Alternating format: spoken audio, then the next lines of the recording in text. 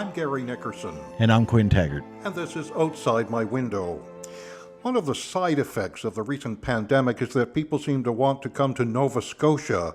Now that's puts real estate values into unprecedented territories. Stories of home sellings for thousands above asking prices has the sellers smiling. But are first-time homeowners now being priced out of the market altogether? Well, we've got that and a few more questions for our expert guest, who is Kyle Boudreau. Now, Kyle's a realtor with Modern Realty in Yarmouth. Kyle's been selling real estate since 2014, and he works on a team called Coastal Selling under Modern Realty with his wife, Rochelle. Kyle, welcome. Thanks, Gary and Quinn. Thanks for having me. Okay, so we're going to go real estate 101 here, I guess. So, I understand there are two types of markets. There's a seller's market and there's a buyer's market. So what are we in right now, at least here in southwestern Nova Scotia? So we're definitely in a seller's market. That's definitely not something that we can argue there. You're seeing still lots of rise in the average sale price. In the last 12 months, that's up 34%. And people have said it may have started to slow down, but a 34% is a big number. We're up in volume sold in the region. It's the only thing we're down in is the amount of active listings. But that, people think that we're short listings. We are just based on the demand, but we're only down 9% listings in the last 12 months. So it's definitely a seller's market, to say the least. Now, how does that tie in on the rental side of things? And we've heard horror stories about reno evictions and other sort of goodies as far as the rental market is concerned. But are they joined at the hip, or do they kind of fluctuate on their own? So they are kind of joined at the hip, just because it is part of a housing shortage, influx of new people, transplants from out of province and other parts of the province. But I think a lot of the horror stories around the renoviction stuff is tied to that 2% per year rental increase that you can have on your rental property. So that cap. Again, I can appreciate that the provincial government was trying to do something helpful, but when people are seeing inflation of 5% and you may own a building with 30 units in it, you're capped at 2%, but inflation's at 5%. It's very hard to maintain that building without raising rents 5%. So they need to think of creative ways to get rid of tenants sometimes, and I think that's what's happening. The government put a pause on evictions, in order to try to help people get through COVID as far as that part goes. Is that still in play, or has that been let go? Yeah, I believe it's still in play, but there are some loopholes there, like you said, around the renovation part, around maybe if you're going to buy a property like that, if you're going to say that it's for your own habitant, you're going to be there yourself and live there yourself, you're allowed to evict the tenant to occupy it yourself. So, there's people finding loopholes and ways to do it, and that's what's punishing the market a lot of the time. But again, a lot of it's just demand. We just have a housing demand. And when you don't have enough supply, that's what happens. The price goes up. Where are these people supposed to go? That's a good question. I know the province is looking heavily into building a large housing complex, or funding the building of a large housing project in Dartmouth. That's obviously not going to help us in Yarmouth, Nova Scotia.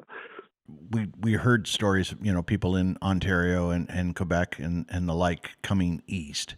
And so they're selling their homes in those markets at, $1 million or whatever, and then coming east and picking up something here for about half that or less.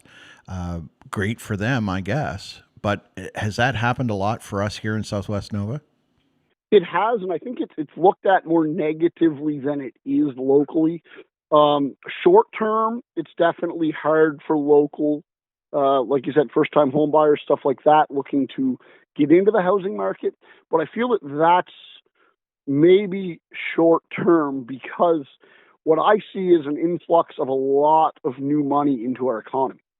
So you're seeing people come, and maybe they've got a nest egg now from selling their property there. They're maybe starting new businesses, creating new revenue streams, employing new people. long term for our economy, that should all be good. It's an influx of new money. We haven't had that in Southwest Nova in a long time. So I look at it positively that way. I've had clients come from out of province and they've started different charities, stuff like that. So, you're getting new energy and new injection of funds into the economy, which long term is good, but you don't see the results of that short term. Economically, it doesn't, not overnight, you've created enough jobs to make up the difference. You've raised wages to make up the difference. That stuff doesn't happen overnight, but unfortunately, almost overnight, our housing market prices have changed. We mentioned in the introduction, excuse me, Kyle, the side effects of the recent pandemic. People wanted to come to Nova Scotia. Is that, are we accurate there? And if so, what transpired to make those conditions so that Nova Scotia was so attractive? I mean, we had a hot housing market. I'm not an expert, but I certainly have. We saw the houses up for sale, and they were sold in no time. What creates that kind of environment? So our prices, I guess, is the short answer from that. We had the most attractive prices in the country. So when people start to look from their current living situations and look where they're going to go, so I always ask people, what brought you to Yarmouth, Nova Scotia, for instance? So I had one guy tell me he looked up the warmest winter climates in Canada, and he got Southwest Nova, and he got a town in BC, brought up both real estate markets and said, I'm heading east, because the town in BC was about 3 times the price to buy a house. So it's different for every case, but a lot of the time at the start of the pandemic, at least, lockdown number 1, lockdown number 2 in Ontario, you had what it seemed is an influx of people moved from downtown Toronto to maybe smaller cities on the outside, more suburbs, and driving those prices up. So then those people look for somewhere to go, and they were looking for even more space. So I'd get a lot of calls of, hey, looking for a house with acreage. Yeah, that didn't mean a whole lot at one time in Yarmouth. You couldn't value acreage at a lot, but all of a sudden, if you had a house on 50 acres, it was worth a lot more than a house on 2. And that was something that hadn't happened a lot in our market.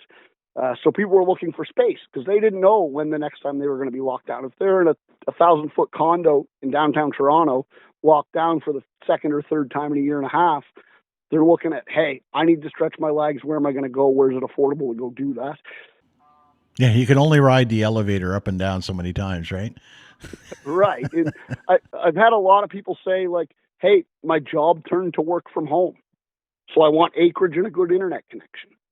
So there's that, right? So there's people who maybe were making wages that allowed them to live in Toronto, but tied them to live there.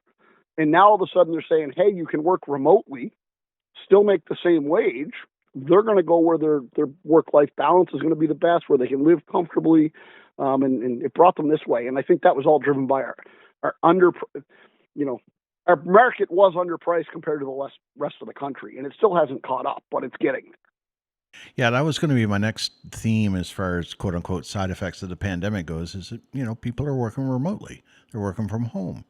And, speaking for myself, my day job affords me the flexibility of as long as I've got a reliable internet, I could work from anywheres. I just got to work my hours and be consistent.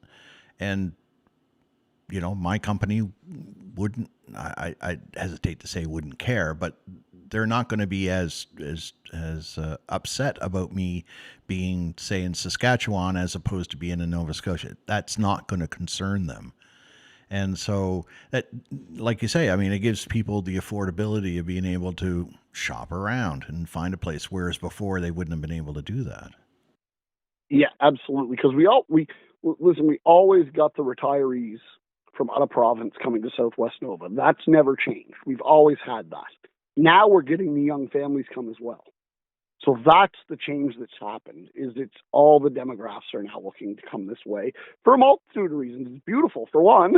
So you're getting the beautiful area along with the prices, and as long as they could get that internet and a little bit of room to stretch their legs, if we were in another lockdown, it seemed like everybody was pretty satisfied. Well, and just looking at the dollars and the sense of it, right? Because I'm a numbers guy. I like that kind of thing. But you're looking at an average house price of around 400,000 and change, up 23% January to January, I guess, is from what I read online. But a $400,000 house is going to cost you a bucket load of money. And you start working backwards from that, just on a basic calculation. You got to have $100,000 a year job to be able to afford that. just to scrape by. And yeah, just to scrape by. So minimum wage at $15 an hour is a far far cry from 100 grand a year, That's and, working a lot of hours. and multiple jobs on top of that.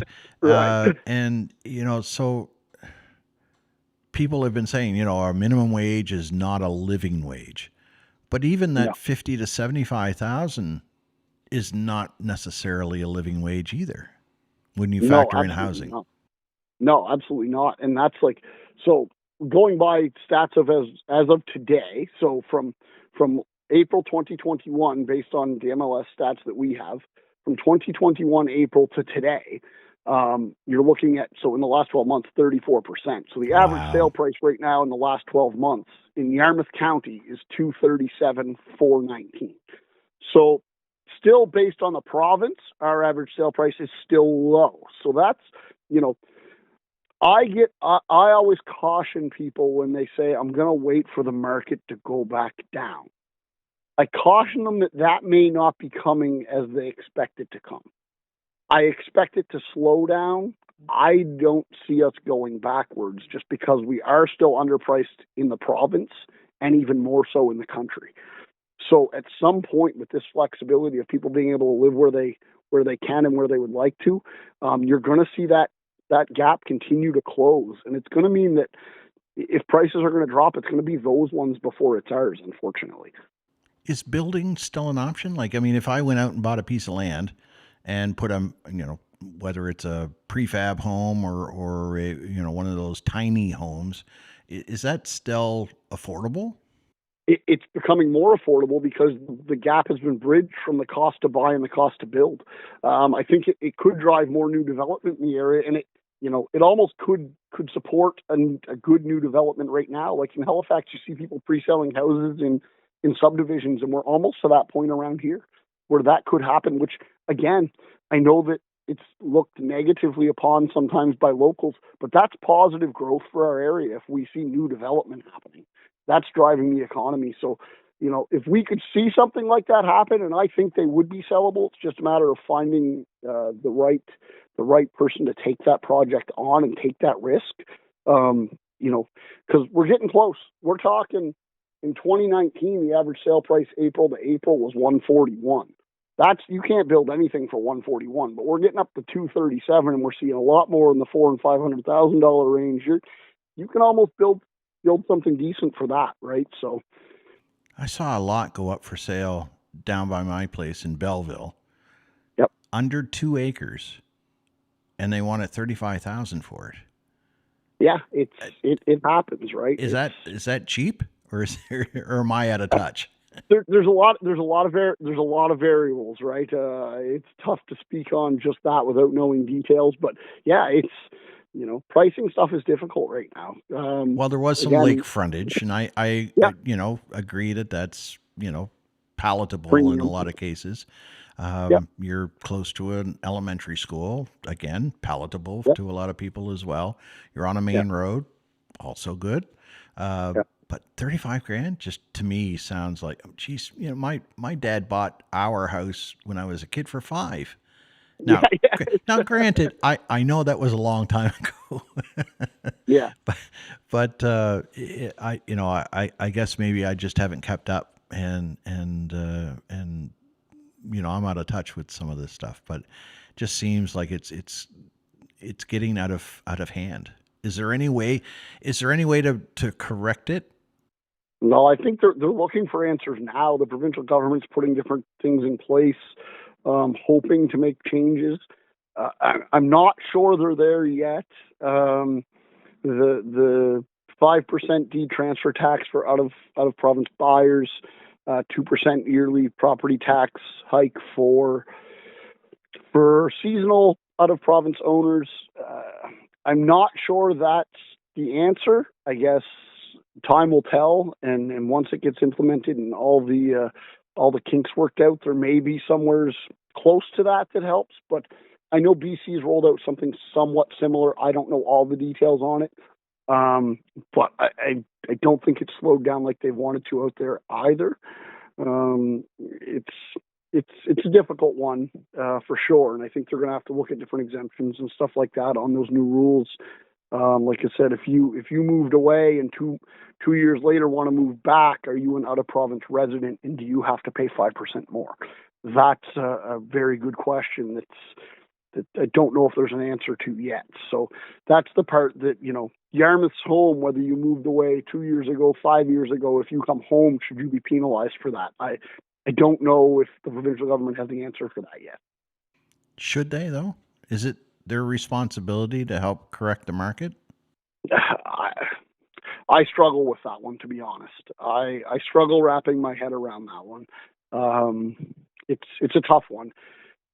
I guess time will tell with if this helps or not. I guess if this fixes things, which I'm not sure it will, but if it does, then yeah, maybe it was worth it. If you are punishing people who were local residents at one time, maybe at the end of the day it is worth it. But it would have to fix the problem to say that it is, in my opinion. The Bank of Canada, as you know, Kyle, raised its benchmark rate, I think 20-year high.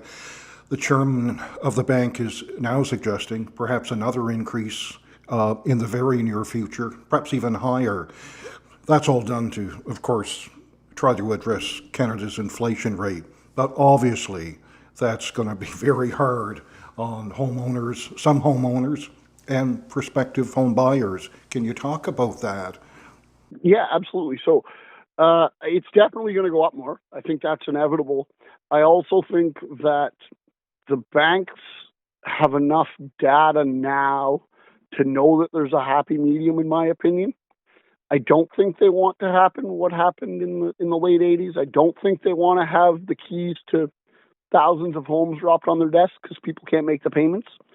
So I think there will be a happy medium there of, I don't think you're looking at 12% interest rates coming. But there's definitely going to be some more hikes to help curb that for sure, as when you look at inflation, as there should be, right? But I think there's enough data from doing this a couple times before at this point that I think they know that they don't want to be in possession of these homes at that point. So there's going to be a happy medium there, in my opinion.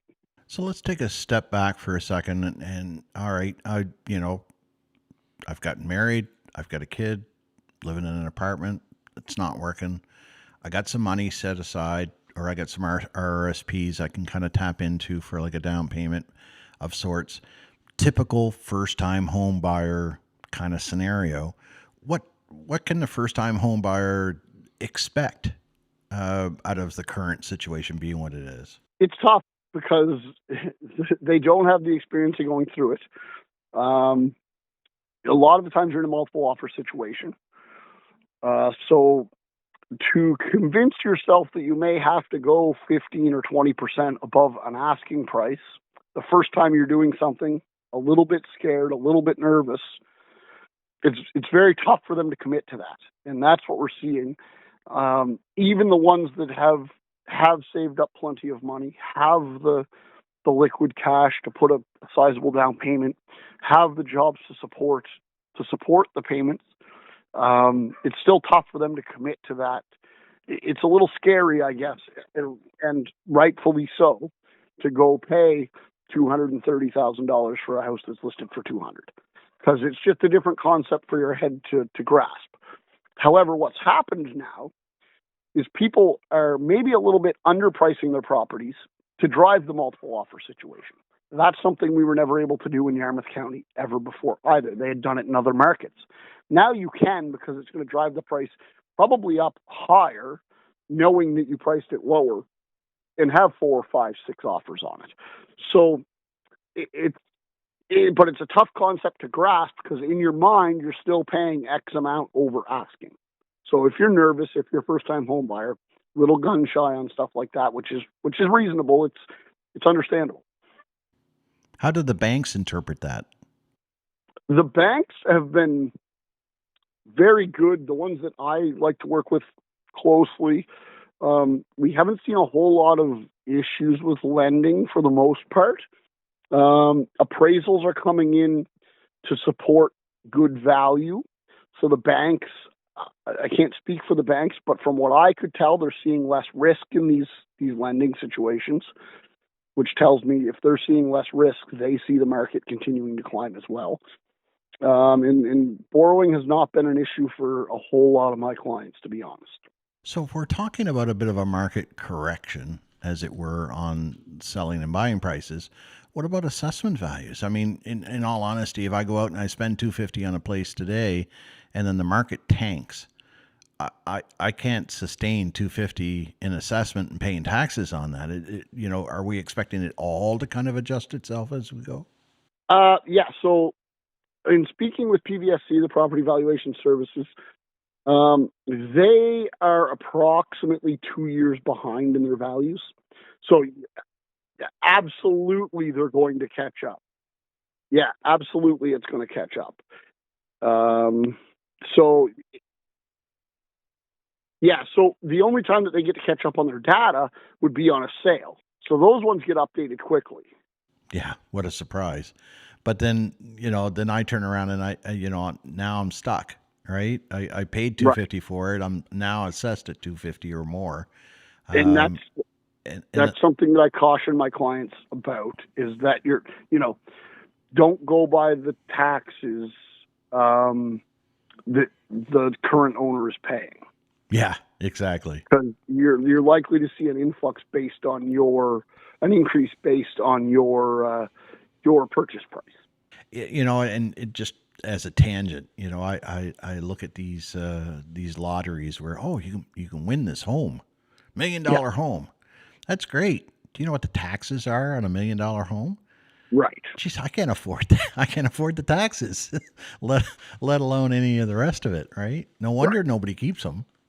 Yeah, absolutely, and that's a big problem, right? And we have reasonable tax rates in our area as well, compared to places like Halifax and stuff like that. So yeah, you're seeing a lot of monthly bills pile up just from housing. And that's also, the tax increase is also affecting the rental market, right? Because if you own a building and your taxes are increasing, your expenses are increasing. Yeah, yeah. I mean, it's recipe for a perfect storm, don't you think? Yeah, absolutely. Is there an end in sight? Like, I mean, just like with the pandemic, I mean, we sort of figure we're at the peak of that. Things will subside at some point. Where do you see the pointer going? It's going to slow. The growth will slow, in my opinion. I don't think you're going to see any massive reversal. I think you're going to see slower growth. Maybe a small pullback, but I don't think you're going to see anything massive happen there. I think, like I said, I think the banks have learned from previous mistakes that they're not going to put interest rates to a point where you're going to force people out of houses. I think you're going to see it slow down, but I don't. Like I said, we may be one of the last markets to slow down in the country because we are still underpriced in comparison to other areas. So, I don't want to scare people, but it's. I don't see it going backwards. Well, we got to be realistic about it, right? I mean, yeah, exactly. Causing "quote unquote" a panic is one thing, but let's be realistic about it. It's not going to adjust itself overnight. No, exactly. As the complexity of the real estate market has grown over these last few years, as we've been talking about, have you found in your 8 years experience that your clients, buyers and sellers, are trying to inform themselves more? Are they doing more research, trying to understand, the market, rather than just coming to you and saying, "Hey, I want to buy this house," or "I want to sell this house"? Yeah, absolutely. Everybody's taken an interest in it, which has made our job nice. I would say it's you're talking to people who have already done their own homework, but you just try to caution them Like I always get a laugh out of some clients because I think they may find me negative at times, but I don't want them getting into something that they're not ready for. So sometimes I'll bring up some of the bad, some of the things that they need to think about, and that's just as Quinn said earlier, being realistic. Is me and the wife always say we're not salespeople. We'll show you 100 houses before you find the one that you think's home, but we're not going to push anything down your throat. And that's kind of the way that I look at real estate. Is you're trying to find a forever home here. You're not trying. It's not a small purchase. So yeah, it's everybody's informing themselves, and it's made our job nice that way for sure. More demanding on our time because you have to act quickly. You have to get into that property within 12 hours of it being listed, and you have to decide if you're going to buy it very quickly. So but yeah, everybody has educated themselves a lot more. That's for sure. If you were going to recommend some online resources that you would, you know, maybe your first time home buyer should be looking at, have you got any off the top of your head, Kyle? Realtor.ca is a really good tool. You get neighborhood averages, stuff like that. You get lots of info there. Like the best info you can get is really speaking to an agent. We have access to so many MLS statistical reporting, and so much stats that we can tailor to each client. I can break it down to the average price of a 4-bedroom house in Hebron, like in the last 6 months, 12 months, 18 months, whatever time frame we want. So, that's where to go for your most up-to-date information. But Realtor.ca is a really good tool. If I'm local and I'm looking to move to, say, Saskatchewan, which only had a 2 or 3% raise Right. in the housing markets, are you able to help me with that?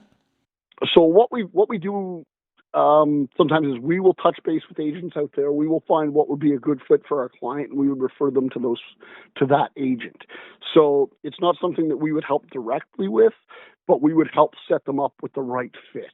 Not every consumer gets along with every salesperson, and has a nice easygoing relationship, right? But that's just human nature for everybody in every position. So yeah, that's something we help with, is kind of putting you with the proper person in that area. Now, earlier you mentioned the phrase "forever home." Are people actually doing that? Are they like buying once and staying around, or how many times will people kind of hop in their lifetime? That's a tough question. I'm seeing a lot less people move, but that may be because there's less available, a lot less repeat customers. They always say in the real estate market it goes in 7-year cycles for repeat customers. Um, we aren't seeing a lot of that, but is that due to the fact that it's hard to jump on something right now? I don't know the answer to that because I'm only in year 8 of that 7-year cycle. So I wouldn't have a whole lot of experience with knowing where I should be at that point yet. When you look at the demographic right now, are you seeing a lot of scenarios where people are looking for the granny suite, or at least space where they can have their parents or whichever kind of move in with them, so you can kind of share on the expenses of where you're going? People are combining their resources. That is happening. I haven't noticed a massive increase in it locally. Um, that's always been around locally. I think in other parts of the country, you're noticing that a lot more. But yeah, not a massive increase locally in that. So has this trend and this seller's market, excuse me, have you found some of your clients perhaps thinking at least about selling their homes when maybe in other circumstances they may not? A lot of people have an emotional attachment to their home, especially their family home growing up. Do you find that has changed somewhat, where people are looking and saying, "Geez, I can sell the old place for pretty good profit." Yeah, well, I've cautioned people about that. If it's about dollars and cents, I've told clients, maybe call the bank about refinancing, because you're not going to gain a whole lot financially from selling and buying in the same area in the same market, because the deal that you think you're getting on your sale, you're paying on your purchase.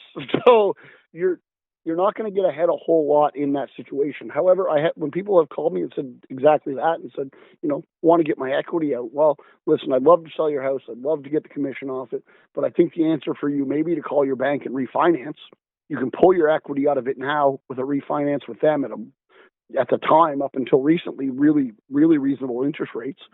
And it's worked for some of them. Some of them have thanked me and done that. So, I caution people when they think that way, just because you do need a place to live after that. You need a plan. If you have no plan moving forward, if you're going to mom and dad's house because mom and dad are going in a home, then sure, that makes perfect sense. You have a place to go. If your answer to the question is where are you going, I don't know, then we got to have a deeper chat about your plan and your goal here. Yeah, you can't pitch a tent on the back 40. No, exactly. Or, I mean, I've heard stories of people selling their homes and buying a Winnebago. Right. But that's a plan. If you have a plan, I'm okay with it. If no plan, that's scary. I won't judge your plan. I'm just looking for you to have one. That's right. That's right. I'll spend the rest of my life parked in Walmart parking lots, right? Yeah, I won't judge. Just have a plan. Well, speaking of having a plan, I know that there's a lot, and at the risk of pissing anybody off, but I mean, I know there's a lot of internet experts out there, and it's like, why pay a realtor? Why can't I just sell the place myself? I'll tell you what, right now, and you see a lot of that. I see a lot of, you'll see buyers who get frustrated, and rightfully so. And you'll see posts on the internet, social media posts. Hey, if you're thinking about selling, get a hold of me. I'm looking to buy a property, and I've had no luck, or I've got beaten out. A buyer should be thinking, this person's obviously looking for a deal. What makes you think if I put mine to the market that they wouldn't be beat out on mine either? Because maybe that's an extra $10,000, $12,000, $15,000 in your pocket. I like to think that with all these competing offers, we're essentially we're paying our own commission by getting you the extra money out of your sale. That's part of it. Getting the contract pen to paper right away. Getting people locked in, private sale, you're gonna send it to a lawyer, you're gonna get it drafted up. You may be a week before you get signatures on it, which means there could be a week that something else pops up that they go to that, there's a lot of risk involved there. Listen, I've seen it done. I've had family members do it and it's worked flawlessly. Not bashing it at all, but there's definitely benefits to the realtor use far beyond knowledge. I think as far as getting the extra couple dollars out of your property, stuff like that, it's plus, like I said, the knowledge, the information that we have access to statistically is second to none. You can only do so many YouTube videos on the how-to, right? That's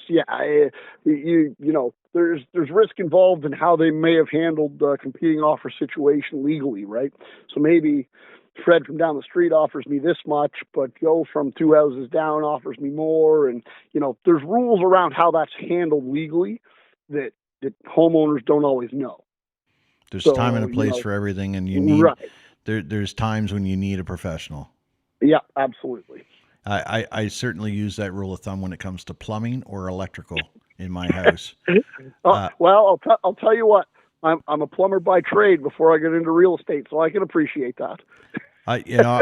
Just water and electricity don't mix, for one thing, but they don't mix well with me. I consider myself handy to a certain extent, but there's a time and a place for calling in an expert, and that's certainly one of them. And selling or buying a house is definitely a time to call in the expert. I mean, I know you'd love to be able to save on the commissions, you love to be able to save on the lawyer fees, but that's not the transaction of your life that you want to be relying on a YouTube video.